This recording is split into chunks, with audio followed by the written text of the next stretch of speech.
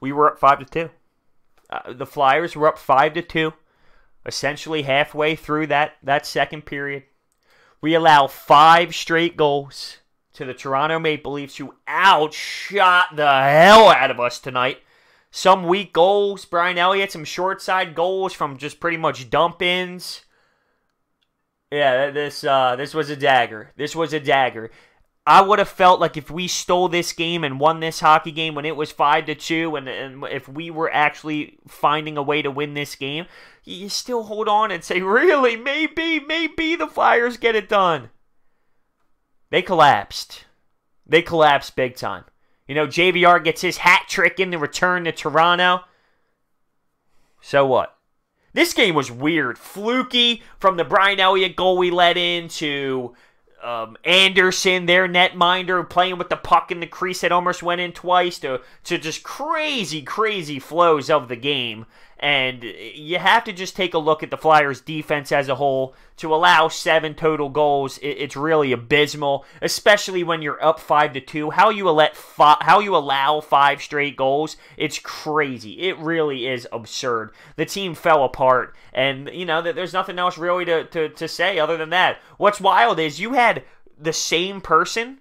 So, for example, JVR scored back-to-back goals in the second period, where Jake Muzzin scored back-to-back goals in the second period. And then Austin Matthews scored back-to-back goals in the third period. The same person scoring multiple goals back-to-back 3 separate times in this game. There were 7 goals in the second period. This game was absolutely insane. I've never seen a hockey game like this in quite some time. But at the end of the day, this is a legitimate dagger. Like, we get Jake Voracek back. He ends up getting on the board early in this game. Actually, even late in this game when I think that Jake didn't realize how much time was actually left on the clock. But even then, we had a chance late after JVR tips in a goal when we pull our goalie and we were down to, there was just so much involved in this hockey game. But I can't get over the fact that we choked. And I know that you take a look at the shots and you say, well, bros, how did you choke if the other team was really just consistently pursuing and on you the whole time? We had a 3-goal lead halfway through a second period, essentially. We let up 5 straight. And just, it was on the way. I'm not knocking the Toronto Maple Leafs because clearly they pushed back and they had energy and that building was buzzing and they were creating chances.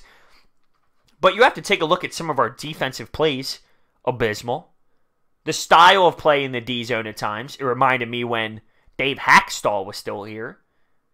You know, you didn't get the greatest night out of Brian Elliott, of course. Fluky, crazy, wild game. Entertainment value was A+, even though we're on the losing end. Like, as a fan of hockey, watching that game, I even got texts from my buddies who weren't even Philadelphia Flyers fans or Toronto Maple Leafs fans. Yo, did you watch that game? That was crazy, back and forth. Entertainment value, 100% was there. But at the end of the day, you know, even though the Flyers pushed back late, this isn't October. This isn't November, December, where these pushback lates, okay, we'll build off that. At this point, every single win and every single 2 points are so crucial, and this really could be the legitimate dagger of realizing, hey, it's not in the cards. It's not going to be real. We lost to the Washington Capitals. Now we lose to Toronto. And hey, we play the Penguins on Sunday. And we all knew how big this 4-game stretch really was. And for how big it is, we're coming up a little small. We're now 0-2. And hey, we allowed 5 goals in the first game. Now we're allowing 7. What does that say? Listen, I know our offense is great at times. I don't think we're scoring more than 7 goals. You know, we had 2 last night. We have 6 tonight, which actually can win you hockey games. But you got to count on the back end. And I just think we have so much youth when it comes to our defensemen that it really is showing. So looking at some stats, because a lot of guys put some points up. So Claude had 3 apples. JVR had 3 goals. Sean Couturier had 2 points, 2 assists.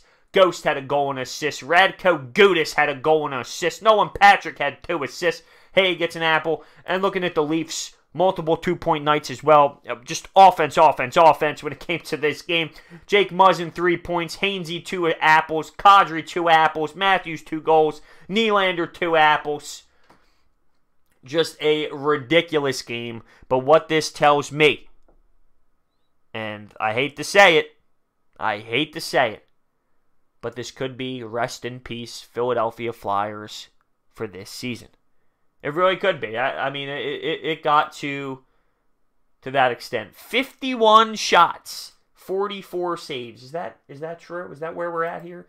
Because this one says differently, I think. No, 51 shots? Okay, yeah. Whew! Whew! That's a tough night at the office for Brian Elliott. I mean, I know some of them were weak, but 51 shots getting pumped. We knew this stretch was going to be tough. You know, what this really tells me is I get I'm mad at the Flyers, but let's be real on the situation. One, we're not good enough. We're out of the playoffs for a reason. We're a team that's not making the playoffs. So when you lose to Washington, when you lose to Toronto, well, these are teams that are elite in the league. These are teams that are really great in the league. And there's a reason why those teams are beating us. They're better than us. We're not that good. Even if we were to make that magical run and somehow squeak into the playoffs, we're still not that good. Like, we're not actually a good team, even if we were to make the last placed wild card squad. It doesn't mean we're good all of a sudden. So, I mean, this is just reality. And we were hoping for that playoff push, and I would never not want it. But the end of the day is, we're just not good enough. We're not good enough. We're your average hockey team. I wouldn't go average. I'd say we're a little slightly above average, but that's not good enough for playoffs. It's just not good enough for playoffs. So we'll see how this team responds against the Penguins. You know how I am, and, well, you know how this team is and my roller coaster of emotions with this team. They're going to win on Sunday. They're going to win on Sunday, and they're going to grab me back in. Or they're going to win on Sunday and then beat Montreal, and then they're going to grab me back in again. And I'm going to sit here and say, there's a chance, and I'm going to put that jersey on and say, maybe there is. And then I'll probably do another episode like this somewhere along the line. We'll see. I'm crazy. I get it. I get emotionally tied on every win and every loss, and it's tough to do that in a game like hockey, in a game like basketball when there's 82 games compared to when I do it for the Eagles when there's 16. I can't help myself. But I thought this was a pretty good dagger there. I think this is more of a reality check on where the Flyers really are. I don't expect them to give up. I don't expect them to just go out without a fight. I think we're going to see a really hard, tough Flyer squad on Sunday, just knowing that they're back. We all know their back is against the wall, but now it's almost like literally insanely touching the wall. They're almost in the wall, if that even makes sense. So I think we're going to see a Flyers team that is on literally their last straw. So I can imagine them coming out with 7,000% energy. Not that they shouldn't be now, but you know what I'm saying. Every loss is even, more hurtful at this point. But it just sucks, because I thought that there would be a last game of the season. Flyers make it on a shootout. We make a run to the cup like the old days. But, that doesn't happen often. That's why what happened back in the day was a legitimate crazy run. Stuff like that doesn't happen. So let me know your thoughts down below on this insane game when it comes to allowing, 5 straight goals when we were up 5-2. It ended up being 7-2 when I go to the game cast there. That second period was absolutely nuts. So we take a 5-2 lead after Ghost puts us up, and then Muzzin scores 2. It's 5-4 right before the third period. Bang, bang, bang. Three goals for the Maple Leafs, so 5 straight, and then JVR tips it in with like a minute left, and we couldn't finish the job even though we fought back. So let me know your thoughts on this wild, insanely game. Are you out? Are you out on the Flyers at this point? What do you expect on Sunday? Do you expect them to come out full throttle? Do you think they're defeated? Do you think that locker room inside is saying, damn, it's all over? It stings. There's no doubt about it. It stings. So I want playoff hockey. I want the Flyers to be good.